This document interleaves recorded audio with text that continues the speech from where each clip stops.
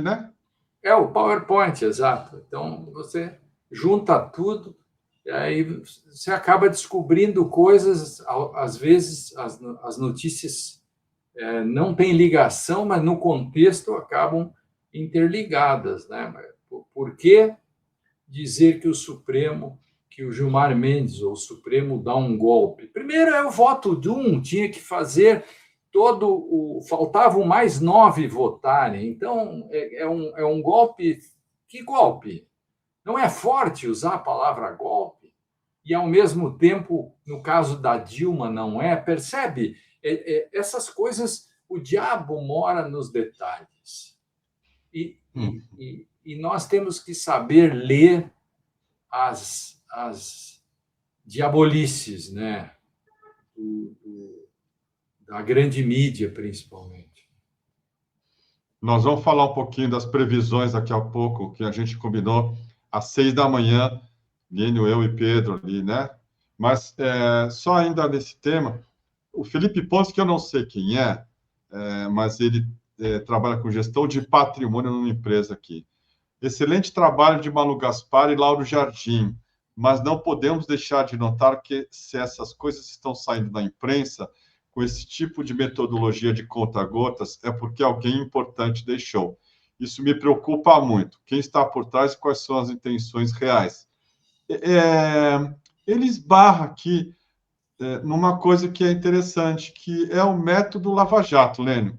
Conta-gotas o tempo inteiro e, como você apontou, no final, compondo um PowerPoint que você coloca no meio Lula ou Moraes e vai fazendo, né, como quiser, as flechinhas de modo a incriminar o Moraes numa grande conspiração para mostrar, entre outras coisas, que não teve tentativa de golpe nenhuma. Né? Era para proteger o sistema.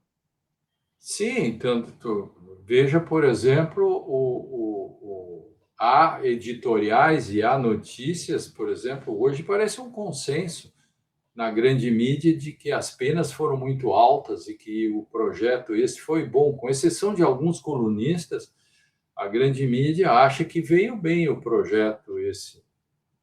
Da dosimetria. Que, aliás, apoiado pelo líder do governo lá, o Jacques Wagner, né? Também tem que dizer isso para também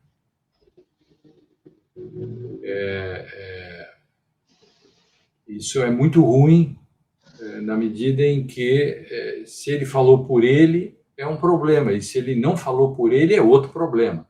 Ou seja, não há uma terceira hipótese boa. As duas são ruins. Se ele falou por ele, é ruim. Se ele falou autorizado, é ruim.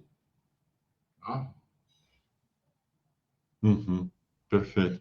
Na matéria estão destacando um trecho aqui que diz o seguinte: nessa conversa, de acordo com o que o próprio ministro contou ao interlocutor, ele disse que gostava de Vorcaro e, repetindo um argumento que o banqueiro usa muito, afirmou que o Master era combatido por estar tomando espaço dos grandes bancos.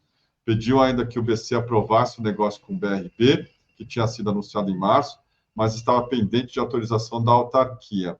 Naquele momento, já se sabia em Brasília que havia um racha entre diretores do BC sobre decretar ou não intervenção no Master. É uma matéria grave aí, sei lá, se é verdade o que ela está relatando, de novo, com fontes em off, eu sempre desconfio disso. Mas algo me cheira mal nisso aí, e ou a tentativa de criar um ambiente para o ministro Alexandre de Moraes recuar, Lênio, ou para ser caçado mesmo. Assim. O sonho é esse. O sonho é esse. E não parar no Moraes. Não parar no Moraes.